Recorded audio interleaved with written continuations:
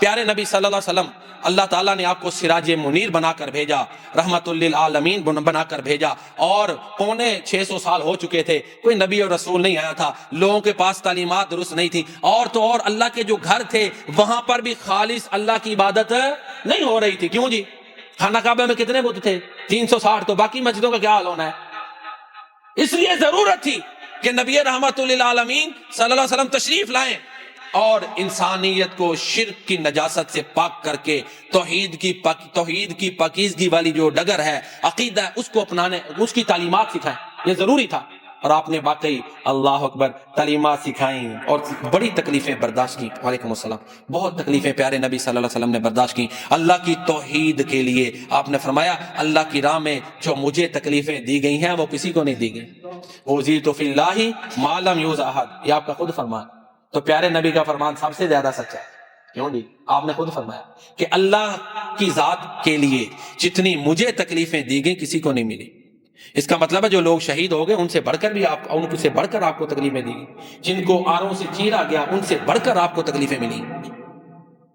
بیٹیوں کے حوالے سے، ذات کے حوالے سے، اپنے ازواج کے، کوئی بھی آپ دیکھ لیں، امی عائشہ صدیقہ رضی اللہ تعالیٰ عنہ کے اوپر جب تہمت لگی، چھوٹی بات تھی؟ آپ کی بیویوں کی کردار کشی، بیٹیوں کے حوالے سے آپ کی اپنی ذات لے لیں، کیا کیا انہوں نے ظلم کیے، لیکن اللہ اکبر نبی صلی اللہ علیہ وسلم نے ان کو معاف کر دیا۔ آپ رحمت للعالمین ہیں۔ آپ نے فرمایا اللہ نے مجھے اس لیے نہیں بھیجا میں ان کے خلاف بد دعائیں کروں، ان کو لعن طعن کروں، اللہ نے مجھے رحمت للعالمین بنا کر بھیجا ہے۔ تو ہمارے پیارے نبی صلی اللہ علیہ وسلم رحمت للعالمین ہیں۔ دیکھیں اس وقت کی جب آپ آئے اس وقت لوگوں کے حالات بہتر ہوئے تو وہ قرآن اور پیارے نبی صلی اللہ علیہ وسلم کی تعلیمات سنت اس کے ذریعے سے ہوئے تھے۔ آج بھی اگر ہم اپنے حالات کو بہتر کرنا چاہتے ہیں تو ہمارا ایک ہی فارمولہ ہے، ایک ہی اصول ہے، قرآن اور سنت، اسی سے ہی ہم بہتر ہو سکتے ہیں، ہماری معاشرت بہتر ہو سکتی ہے۔ طرح طرح کی جو ہم نے رسمیں اور مصیبتیں اپنے گلے ڈالی ہوئی ہیں اور ان کو اپنے معیار اور سٹینڈرڈ قائم کیا ہوا ہے کہ یہ ہمارا لیونگ سٹینڈرڈ ہے، ان سے نجات اسی شکل میں مل سکتی ہے کہ ہم قرآن اور سنت کو اپنائیں۔ اور نبی پیارے نبی صلی اللہ علیہ وسلم کی تعلیمات جس طرح میں عرض کر چکا، آپ نے تمسخر سے روکا، آپ نے فرمایا مجھے اچھا اخلاق پورا کرنے کے لیے بھیجا گیا ہے، آپ نے اپنے سے ادنا کو حقیر سمجھنے سے روکا، اس کو حقیر۔ آپ نے فرمایا کہ انسان کی برائی کے لیے ہی کافی ہے کہ وہ اپنے سے غریب کو حقیر سمجھے، اس کو گھٹیا سمجھے، یعنی ہر پیمانے پہ پیارے نبی صلی اللہ علیہ وسلم نے انسانیت کی اصلاح فرمائی ہے۔ تو آج بھی ہمارے اندر بہتری اسی شکل میں آ سکتی ہے کہ ہم قرآن اور سنت کو پڑھیں اور اس کو عام کریں اور جو ہے نا پیارے نبی صلی اللہ علیہ وسلم کی سنتوں کو اپنائیں۔ جب ہم ان کو اپنائیں گے تو انشاءاللہ قربتیں بھی بڑھیں گی اور اسی طرح مسلمانوں کی اصلاح بھی ہوگی، ان کی نفرتیں بھی آپس میں جو ہے نا وہ ختم ہو جائیں گی۔ تو پیارے نبی کریم خاتم النبیین صلی اللہ علیہ وآلہ وسلم نے لوگوں کی سوچیں بدل دی، لوگوں کے طرز فکر بدل دیے، طرز معاشرت بدل دی۔ تو پیارے نبی کریم خاتم النبیین صلی اللہ علیہ وسلم واقعی رحمت للعالمین بن کر آئے۔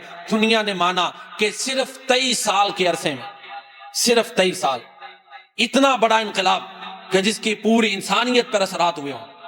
کسی اور ہستی نے، کسی اور شخصیت نے اتنا بڑا انقلاب عملی طور پر برپا نہیں کیا۔